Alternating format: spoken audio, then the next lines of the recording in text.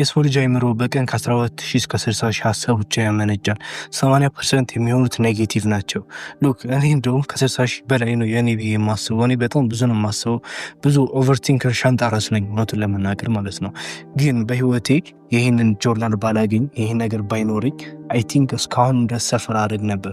አይ ቲንክ አሁን የምታየው ይሄ ቻናል እስካሁን ድረስ ድምጥማጡ አልፍቻው ነበር። ምክንያቱም ብዙ ጊዜ ኦቨርቲንክ አድርግ ነበር። ይሄን ቻናል ደሌት አድርጌ ራሴ ጋር ለመስራት ምናምን ከዛ በራሴ ለውጭ ምናምን መጥቼ ምናምን ከዳዲስ መገንባት ምናምን በጣም ብዙ ጊዜ አስቤበታለሁ። ግን ጀስት በጣም ኦቨርቲንክ አድርጋል ከምታስበው በላይ እና ይሄንን ኖትቡክ ባይኖረኝ አረው ነው እንጂ በጣም አንድ ሙሉ ጆርናል ጨርሻለሁ። አንድ የጨረስኩት ሙሉ ኖት አለ። ሁለተኛው ነው።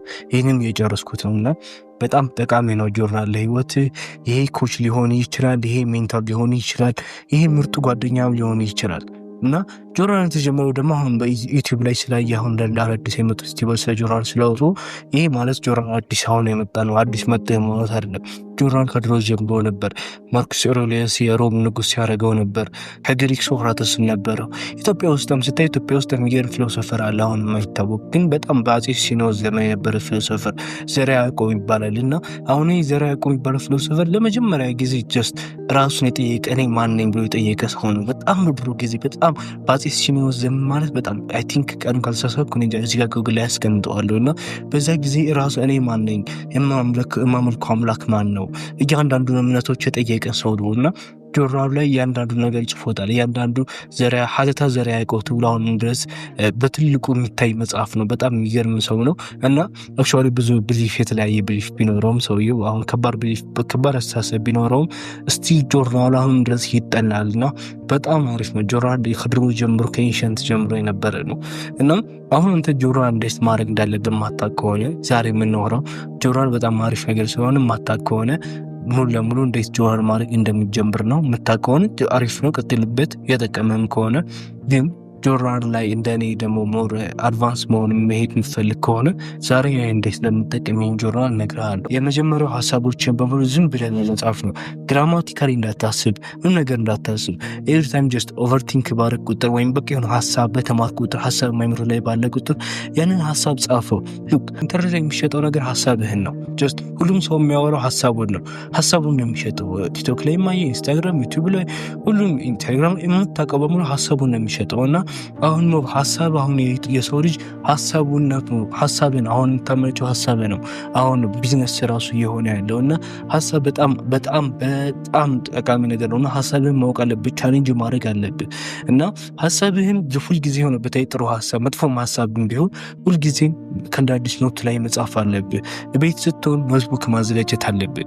ኖትቡክን አዘጋጅተህ አይምሮ ላይ ያለውን ነገር በሙሉ በቃ መጻፍ ትችላለህ። አይምሮ ላይ ያለውን ነገር በሙሉ ሰዓት መምረጥ አይጠበቅም። በዚህ ሰዓት መጻፍ አለብህ፣ በዛ ሰዓት ጀስት አይምሮ ላይ ያለውን ነገር ስክሪፕት ማውጣና መጀመሪያ ኖትቡክን አዘጋጅ ያለው ስክሪፕቶ ችግር የለውም። ይሄኛው ቢኮነ ሌክሲ የሚያምር ቢሆን አሪፍ ነው ስክሪፕቶ፣ ግን ቢኮነ ሌክሲ ጣጣ የለውም። ጀስት ዝም ብለህ ኖትቡክ ላይ መጻፍ እና ውጭ ሰው ነው። ውጭ ስትሆን አሁን ለምሳሌ አሁን ራሱ ባለ ኪሴ ላይ አለ ኖትቡክ አለች። እቺን በቃ ልታከል ወረቀት አለች። በቃ ሁል ጊዜ እኔ ጋር አጣፋው ሁል ጊዜ በኪሴ ውስጥ አሁን በአካል አግኝተኝ ኋላ ኪሴ ምናምን ብናያከው ሁል ጊዜ አታጣም ከነሱ ክልቶ ማለት ነው። እና ሁል ጊዜ አይምሮ ላይ ያለውን ነገር እጽፈዋል። እና አይምሮ ላይ ያለውን ነገር ግራማቲካሊ ኦርደር ምናምን መጠበቅ የለበትም። ጀስት ጻፈው ወረቀት ላይ ጆርናል ላይ ጀስት ጻፈው። ከዛ ሀሳብህን ያን ከጻፍከው በኋላ ድጋሚ ቻሌንጅ አድርገው። ገብቶሃል አይደል? እውነት ይሁን ውሸት ይሁን ኔጌቲቭ ነው ፖዚቲቭ ነው ምንድነው ሊነግረኝ የሚሞክረው ይሄ ሀሳብ እውነት ይጠቅማል ወደ ውጭ ቦልሽን እንዳላይ ባጋራ ኦር ሰምቲንግ እንደዛ ለጓደኛዬ ባጋራ ለቤተሰብ ባጋራ ይጠቅማል የሚለው አሁን ከዚህ ለዚህ ጋር እንበጥረ ፍሬንድ አምፕ ያርከው ይዘጋ ኖትቡክ ላይ የጻፍከውን ነገር በሙሉ መልሰህ ቻሌንጅ ማድረግ እውነቱንና ውሸቱን ጀስት መለየት። ገብቶሃል አይደል? ላይ ፈለኩት እና እንደዛ ስታረግ እውነት ላይክ ምን ያህል ሀሳብ ምን ያህል ፓወርፉል እንደሆነ ይገባሃል።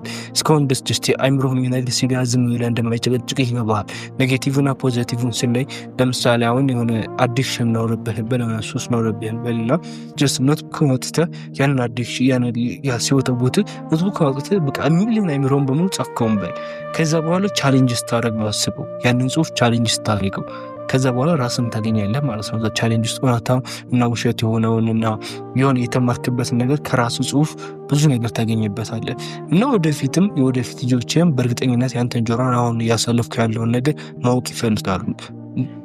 ችግር የለብኝም ጆሮን ማድረግ የማትፈልግ ከሆነ እስካሁን ደስ ይሰማኝ ዝም ብለህ ለመስማት የማይች ከሆነ ችግር የለብኝም። ግን በዛው ልክም ልጆችም እንጣጥጣት እንደ ዝንጀሮ እንጣጥጣት ያለ ህይወት የኖርክ ነው የሚመስላቸው ወደፊት።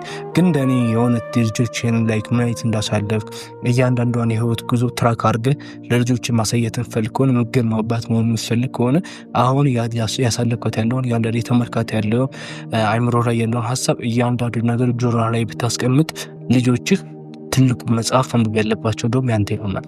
ገብቶሃል አይደል? ፍሉክ ትልቁ መጽሐፍ ያውም ሌጀንድ ያውም ኢትዮጵያ ውስጥ ከሞትክ በኋላ ነው ወይ ግን ከሞትክ በኋላ ይሰጥሙላል እንትና መጽሐፍ ምናምን ብለው ኢቭን ክላስ አዘጋጅተው ሌክቸር ምናምን ይሰጡበታል ከሞትክ በኋላ። የሚያሳዝነው ግን ለልጆች ስቲል የሚገርም ሳይስ የሚገርም መጽሐፍ ይሆናል። የሚገርም የህይወት ተሞክሮ እንዲያሳልፉ የህይወት ጉዞ በትልቁ ይማራሉ። ገብቶሃል አይደል? አሁን እንደገባህ እንደ ጆርናል እንደምታደርግ መጀመሪያ አእምሮ ላይ ያለውን ሀሳብ በአሙት አስቀምጣለህ።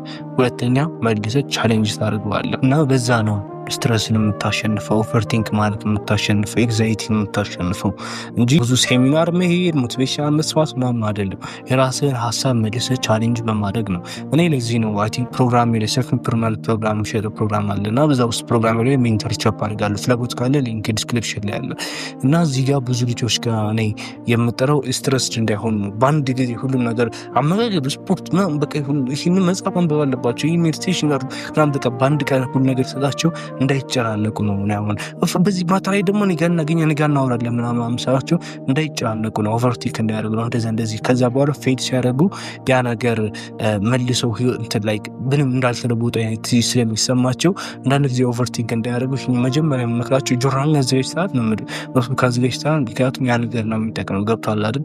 እና ጆርናል ላይ በቃ እያንዳንዷ የተማርካት ነገር እያንዳንዱ አይምሮ ያለው ሀሳብ ፖዚቲቭ ሆነ ኔጌቲቭ ጀስት ጻፈው።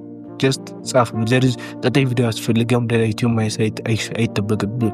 አይምሮ ላይ ያለው ጀስት ጻፈው፣ ቻሌንጅ አድርገው። ቴንክ ዩ